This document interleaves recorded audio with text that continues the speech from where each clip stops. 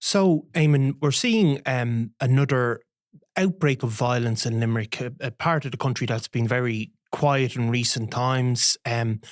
But again, like some of these dangerous feuds that we've seen around the country, some of it is being played out in social media. But there have been, of course, shots fired last week, which inspired us to write about it. The home of a well-known criminal was targeted. Yeah, you're talking about Jimmy Collins. I think some of the Sunday World readers will remember from way back, like at the height of the feud, he was one of these guys, he posed with his son. I think it was for the Sunday Tribune photographer at the time, was it? No, it was actually for, it was the UK edition of the Times came over and they went around the country. It was in the height of the shootings in Limerick, a decade and a half ago at this stage at least. And it was a very striking picture, kind of moody shot, and he had the guns tattooed across his chest and kind of... Yeah, they took off their tops and posed. I mean, which was always a curious thing about the the feud in Limerick, that it was, and Jimmy Collins, as far as I remember, had previously posed for a picture in the Sunday Tribune where they'd shook hands, a couple of the warring factions had shook hands and posed for a picture. Jimmy Collins was one of them. So he was very closely aligned with the Dundon McCarthy gang, as it was known then. Yeah, I mean, they would have been, I suppose, a franchise of the McCarthy-Dundon gang. They were just living down the road from on the Hyde Road from where Wayne Dundon and John Dundon would have lived before they moved permanently to prison, and they were part and parcel of that whole setup. And of course, he had a daughter, April, who was with Ger Dundon, and had two children with him. But while he was inside on one of his stretches, she took up with a different character, a man called Thomas O'Neill. And of course, we'll come back to who he is exactly. But so anyway, apparently the Ger Dundon pretty much hit it off, hit the roof that the mother of his kids had left him for this other guy. And it was the beginning of the end for the Dundons. Like, it was the key moment because I think the Collins family, members of them, felt they were under serious threat.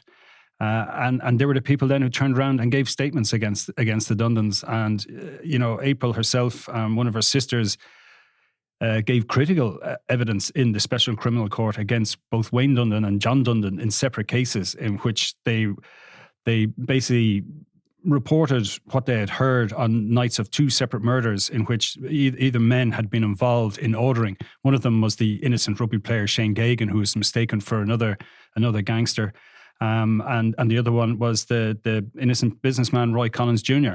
Yeah, so I mean, like April Collins' evidence was really key to putting away Wayne Dundon and John Dundon. And I mean, it was a bizarre scenario in some ways, in that, we've had gangland witnesses in the past. They've been put into special custody. They've been brought, to other countries after giving evidence. They've been, like Jonathan Dowdall, of course.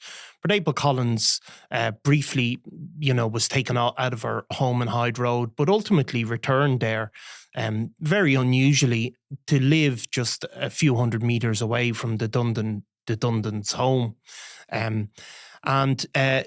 That's where she continues to live, in that area to this day. If you think about it, I mean, there was, I think that the figure that's been said in the Special Criminal Court was the feud that, began in, I suppose, in the late 90s and continued right through up until about 2011.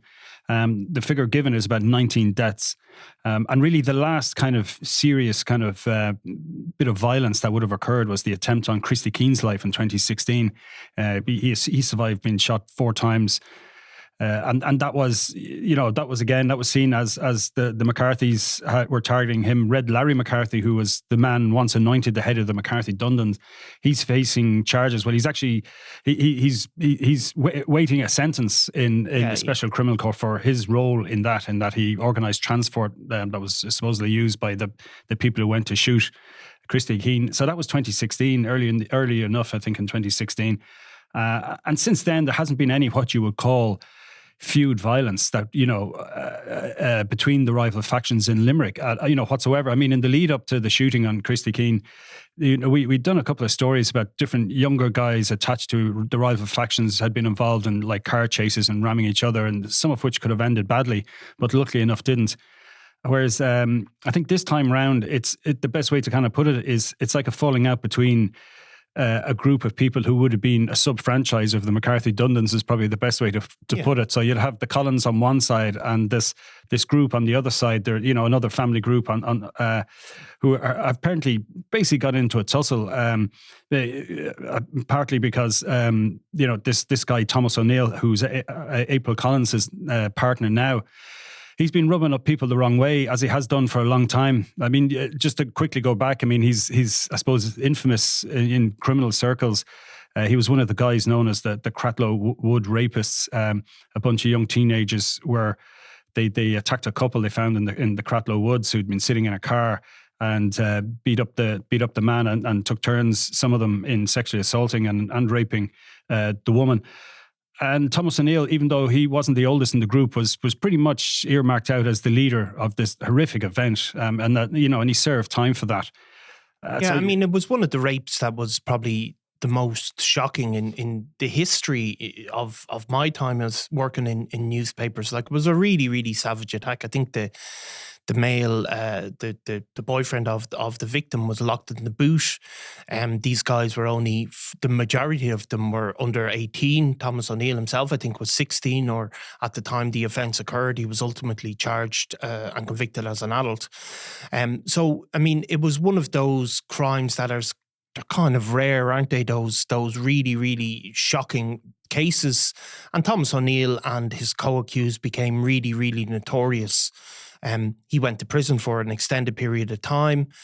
He got out ultimately, and after he got out, he returned to the area of Limerick where he was from, and he met April Collins again, and they fell in love. And she ultimately would go to court and say, he was my first love. They gone out when they were 13 or something, some age like that, and because she was cross-examined during the Dundon's cases, and she said he made a mistake as a young man, and he that's how she described it, and that so they have stayed together, and Thomas O'Neill and April Collins are still living in the Hyde Road area, and it's so what has happened, Eamon, I think this week or over the last few weeks, is there's been this outbreak of I suppose it's if you compare it to the Dundons, it's nothing like that. But what it is one of these sort of escalating feuds in which younger people are being involved, are being dragged in.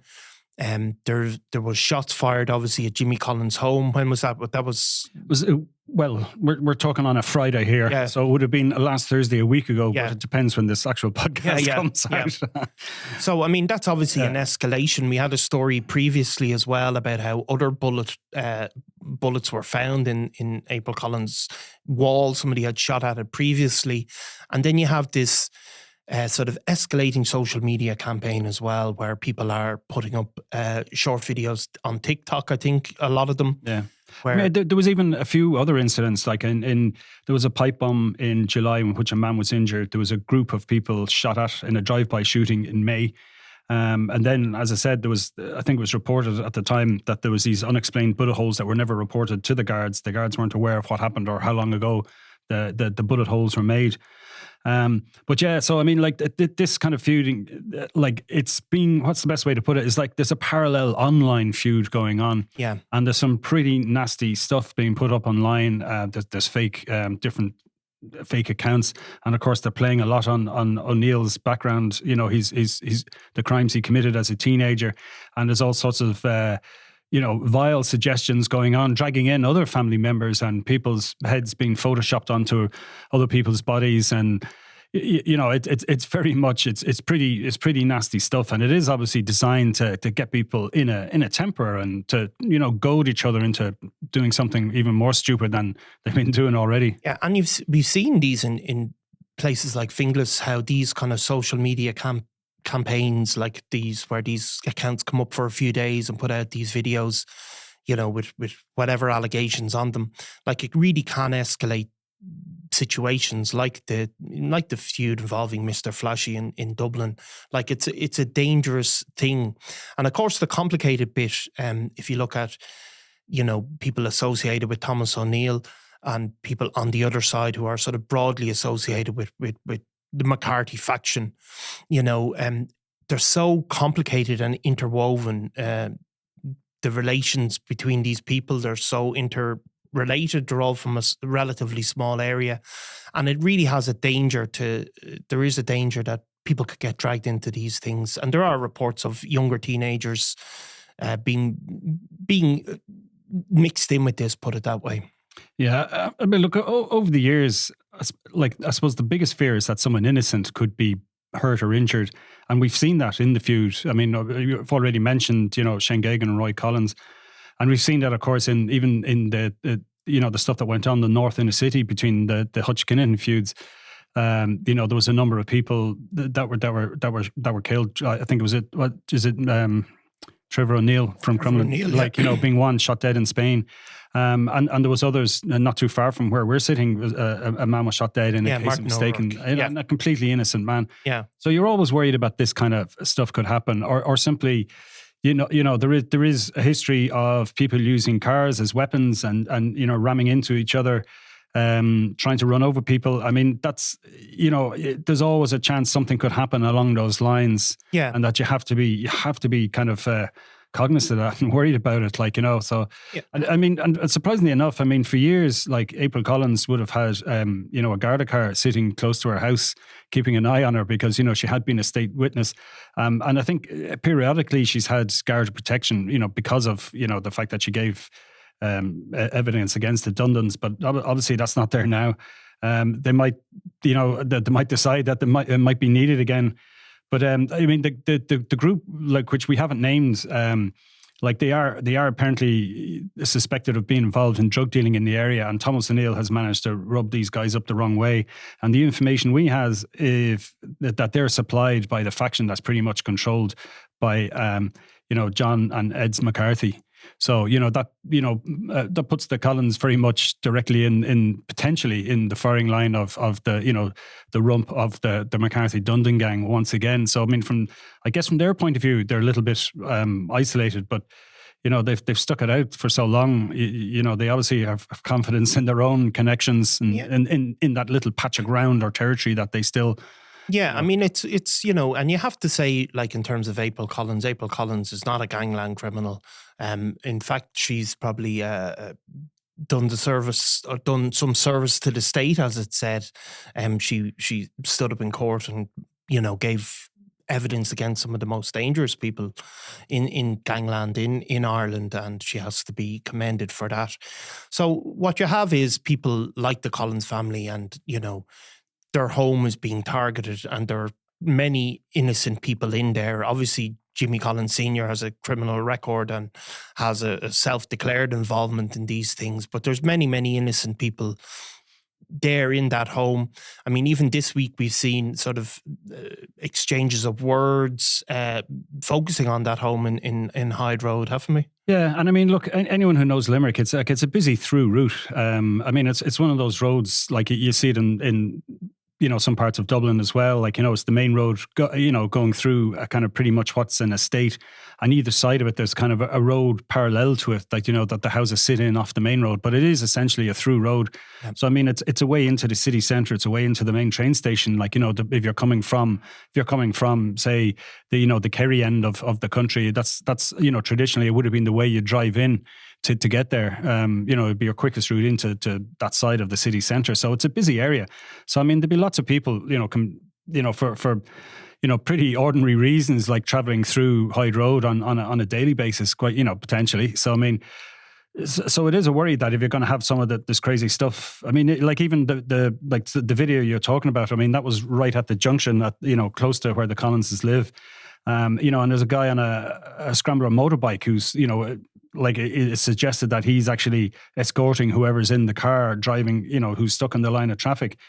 So, I mean, you have these people who aren't they're not particularly worried. I mean, I remember one time myself and one of our photographers we were doing some pics and we were very much doing it in the style of a drive-by, but we were spotted and, you're driving down the Hyde Road and you look in the rearview mirror and, there's two guys standing in the middle of the road shaking their fists at you. So, pretty much telling you, don't bother coming back this way. It was always a funny thing on Hyde Road because of the nature of the feud in Limerick, people who are involved in it or associated with it couldn't really go into the drink in the city centre much, so they tended to stay on the roads, particularly in the summer, and they'd be out and about. Now, the Hyde Road, of course, has been one of these areas that have been, part of the regeneration of Limerick, I think, as well, hasn't it? Like they have, yeah. And I mean, maybe that is, it is a problem. That kind of rump of homes there, I think, isn't it? That the regeneration maybe hasn't succeeded as they might have hoped, I think.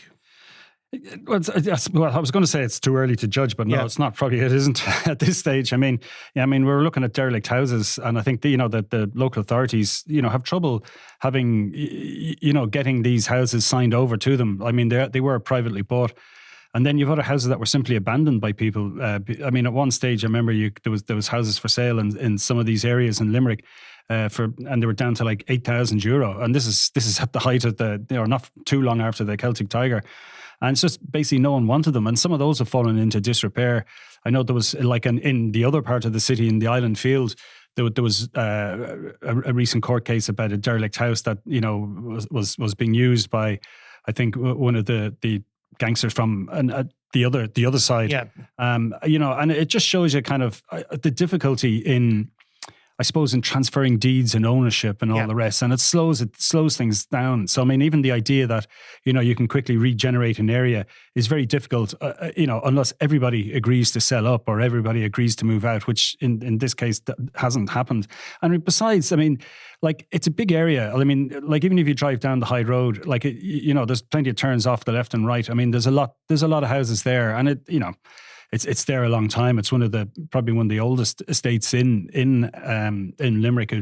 Predate the likes of South Hill, and I suppose the Island Field would be the other, probably even longer existing. They'll be there even longer. I think they're back from the 30s, so they're that kind of old, kind of originally public authority houses that most of which, or a lot of which, then went into kind of private ownership over the years, particularly during the 80s and I think 90s, whatever, or even before that. So, I mean, it is very hard to kind of just say we're going to regenerate it, because, I mean, even if you regenerate, the people who are causing trouble, where are they going to go? No, and of course, if people own their homes, it's a different matter than if they're tenants in council homes. But a lot of people, as you said, have been there for generations now and own their home. I mean, I think the house next to Wayne Dundon's, which was a privately owned house for sale, I think it was the cheapest house in Ireland at one stage, because for obvious reasons, you wouldn't be mad to move next door to Wayne, would you? No, even if he wasn't there. Yeah. So it's not. So, like, it is a complicated problem, and I suppose it's it's ongoing, really, isn't it? So we can hope that it dies down again. I mean, we always have to recognise that what happened in Limerick before, it's not happening now. This is a much smaller scale, though worrying. It's. I think the best way to describe it's a kind of an internal row between two sub-franchises of one faction of the feud. So it's not a wider, it's not a citywide feud. It's a localized one, very much so. And I mean, it was even that we were talking about it recently about the so-called Board of Governors, this information that came out in a recent Criminal Assets Bureau case, which showed that there was a crew of illicit businessmen that were basically laundering the money for both sides of the faction, and that tallies with information that we've had over the years, that very much the message was coming through, particularly with Ed McCarthy and his link to Bomber Cavan in the UK, was that this feuding is bad for business. Just get back to selling drugs and making money. Yeah. There's plenty of money to go around for everyone, and stop getting involved in these crazy machine gun attacks that are bringing down the ERU and the ARU and the regional response and all this kind of stuff, and have all your top guys serving life sentences for murder. So, there's plenty of money to be made. Just get on with it. And I think that's what's going to happen. I think I think the people whose business is going to be disrupted, are going to be talking to both sides, saying you need to dial this down. Maybe it doesn't suit them at the minute to let them work away. But I mean, if things get worse, people may or may not be cut off in terms of their supply, but maybe they're selling enough, these guys themselves, that they're, some of them involved, that they're able to keep it going. Yeah, I mean, the real fear, of course, with all these things is that innocent people get caught up and get become collateral damage. Well, thanks very much, Eamon, and we'll try and come back to this and see if there's any further developments. Another afternoon solving the world's problems. Exactly, Eamon. Exactly. Beats working, doesn't it? Looking good while doing it, Eamon. No worries. Thanks, Niall. Thanks, Eamon. I'm Nicola Tallant, and you're watching Crime World, a podcast about criminals, drugs, and the underworld in Ireland and across the globe. Make sure you subscribe to our channel and turn on notifications so you can be the first to watch all our latest episodes. You can also listen wherever you get your podcasts.